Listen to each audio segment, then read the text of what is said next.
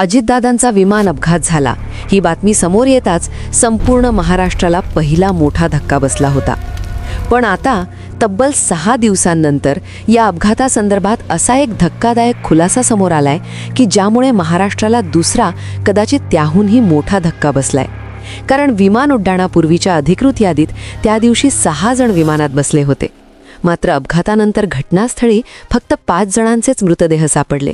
मग तो 6वा व्यक्ती नेमका कोण होता आणि त्याचा मृतदेह कुठे आहे, हीच ती धक्कादायक माहिती आहे जी आज 6व्या दिवशी उघड झालीय. कालपर्यंत टीव्हीवर जे काही दाखवले जात होते, बातम्यांमध्ये जे सांगितले जात होते, त्या सगळ्या गोष्टी आज खोट्या ठरू लागल्या आहेत. कारण एक अत्यंत भयानक सत्य समोर आलं आहे. विमानात 6 जण होते, पण बॉडी मात्र 5च सापडल्या. गेल्या 5 दिवसांपासून तपास यंत्रणा अतिशय वेगाने काम करत होत्या. या तपासादरम्यान 5 अतिशय महत्त्वाचे पुरावे हाती लागले आणि काल अखेर त्या मुख्य आरोपीला अटक करण्यात आली. 6 तासांच्या कसून चौकशीत तो आरोपी अखेर फुटला. त्याने या अपघाताबाबत जे काही सांगितलं त्यामुळे या संपूर्ण प्रकरणाची दिशा पूर्णपणे बदलली आहे. कालपर्यंत पूर्ण महाराष्ट्र हादरलेला होता, पण आज जे समोर आलं आहे ते कल्पनेच्या पलीकडचं आहे.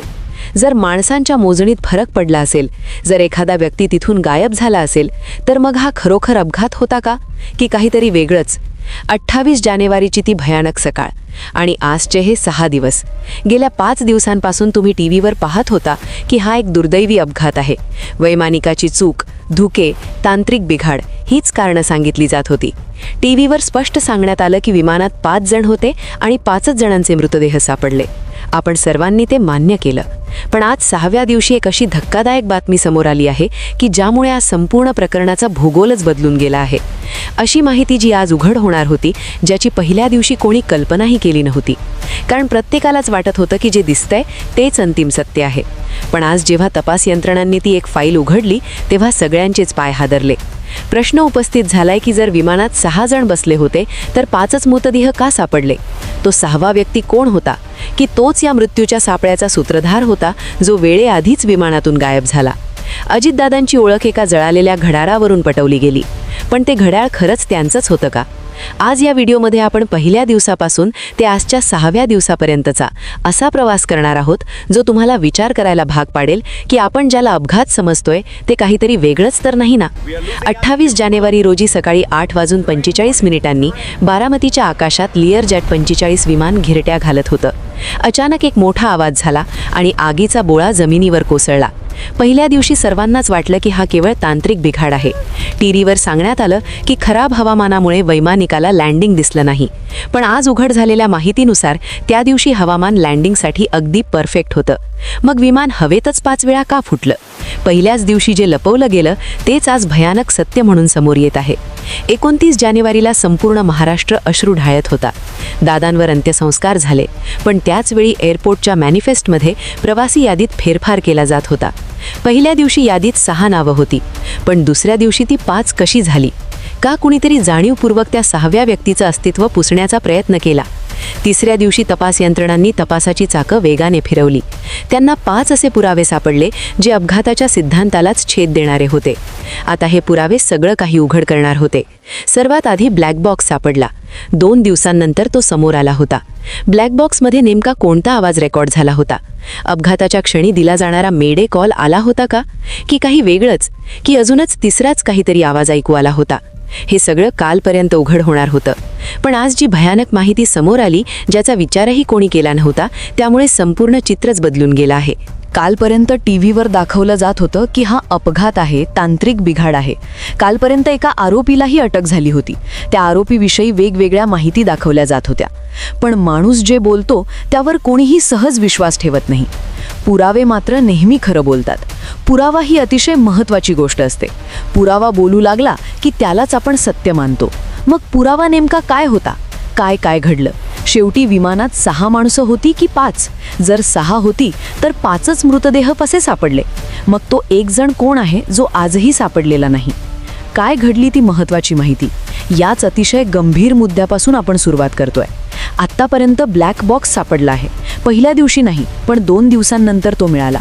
ब्लॅक बॉक्समधून समोर आलं की मेडे कॉल दिला गेला नाही. त्याऐवजी घाबरलेल्या अवस्थेत ओ शिट असा एकच शब्द ऐकू आला आहे. हे सगळं समोर येत असताना लोकांना वाटू लागलं होतं की कदाचित हा अपघातच असेल, काहीतरी तांत्रिक इश्यू झाला असेल. पण आजचा जो धक्कादायक खुलासा समोर आलाय त्याआधी सगळेच वेगळ्याच विचारात होते. पण आज जी माहिती समोर आली तिचा विचार कोणीही केला नव्हता. आज 4थ्या दिवसापर्यंत तपास यंत्रणांनी एका संशयास्पद व्यक्तीला ताब्यात घेतलं. 28 तारखेला अपघात घडला, 29 तारखेला अंत्यविधी झाले, 30 तारखेला तपास सुरू झाला आणि 31 तारखेला या प्रकरणामधली खरीखुरी माहिती बाहेर यायला सुरुवात झाली, जेव्हा एका आरोपीला थेट अटक करण्यात आली. 4थ्या दिवशी तपास यंत्रणांनी एका संशयास्पद व्यक्तीला ताब्यात घेतलं. तो होता विमान कंपनीचा मालक. पण आज उघड झालं आहे की त्या मालकाचे काही विदेशी लोकांशी आणि राजकीय शत्रूंशी आर्थिक संबंध होते. 6 तासांच्या चौकशीत तो आरोपी फक्त एकच वाक्य बोलला, मला फक्त विमान उडवायला सांगितलं होतं, बाकी मला काहीच माहिती नाही. याचा अर्थ स्पष्ट आहे, कट. 5व्या दिवशी सांगण्यात आलं की दादांच्या हातातील घड्याळावरून त्यांची ओळख पटली, कारण मृतदेह इतक्या वाईट अवस्थेत होते की ओळखणं अशक्य होतं. पण आज अमोल मिटकरींनी एक असा प्रश्न उपस्थित केला आहे की ज्यामुळे सगळ्यांच्याच भुवया उंचावल्या आहेत. ते म्हणतात, जर सोनं वितळलं, विमानाचा धातू वितळला, तर ते घड्याळ सुरक्षित कसं राहिलं? आणि जर ते घड्याळ त्या 6व्या व्यक्तीने तिथे जाणीवपूर्वक ठेवलं असेल तर? मित्रांनो, आता या कथेच्या त्या टप्प्यावर आपण आलो आहोत जिथे सगळ्या तुटलेल्या कड्या एकत्र येऊ लागल्या आहेत.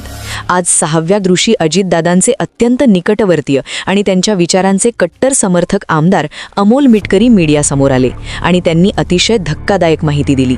त्यांनी थेट विचारलं, 6 लोक विमानात बसले होते हे रेकॉर्डवर आहे, मग टीव्हीवर 5च मृतदेह का दाखवले गेले? तो 6वा व्यक्ती सुरक्षित बाहेर पडला की त्याला जाणीवपूर्वक गायब करण्यात आलं? मिटकरींनी उपस्थित केलेली ही शंका महाराष्ट्राच्या राजकारणात भूकंप घडवणारी आहे.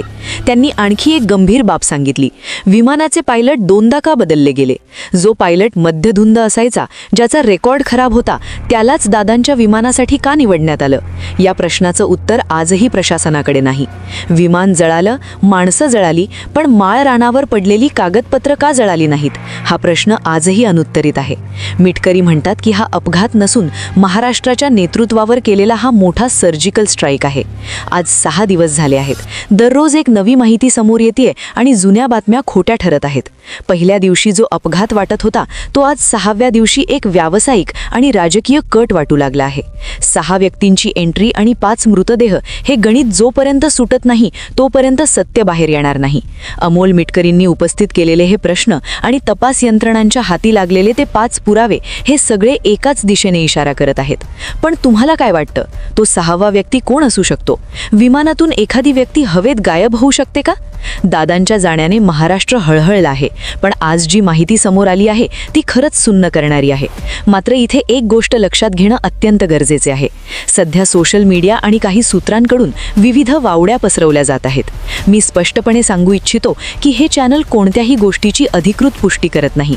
ही केवळ आत्तापर्यंत समोर आलेली एक शक्यता असू शकते. सत्य काय आहे हे फक्त आणि फक्त अधिकृत तपास यंत्रणांच्या चौकशीनंतरच स्पष्ट होईल. तोपर्यंत कोणत्याही निष्कर्षावर पोहोचणं चुकीचं ठरेल. पण ज्या पद्धतीने 6वा व्यक्ती आणि 5 मृतदेह हे गणित मांडलं जात आहे त्यावरून मनात नक्कीच शंका निर्माण होत आहेत. आता मला तुमचं मत जाणून घ्यायचं आहे. तुम्हाला काय वाटतं? अमोल मिटकरींनी उपस्थित केलेले प्रश्न आणि विमानातील त्या 6व्या व्यक्तीचं रहस्य यात काही तथ्य असू शकतं का, की हा फक्त एक दुर्दैवी योगायोग आहे? तुमची प्रतिक्रिया कमेंट बॉक्समध्ये नक्की कळवा, कारण तुमच्या कमेंट्स कदाचित या प्रकरणातील सत्य बाहेर आणायला मदत करू शकतात. हा व्हिडिओ जास्तीत जास्त शेअर करा जेणेकरून ही माहिती सगळ्यांपर्यंत पोहोचेल. पुढील अपडेटसाठी चॅनलला सबस्क्राईब करायला विसरू नका. धन्यवाद.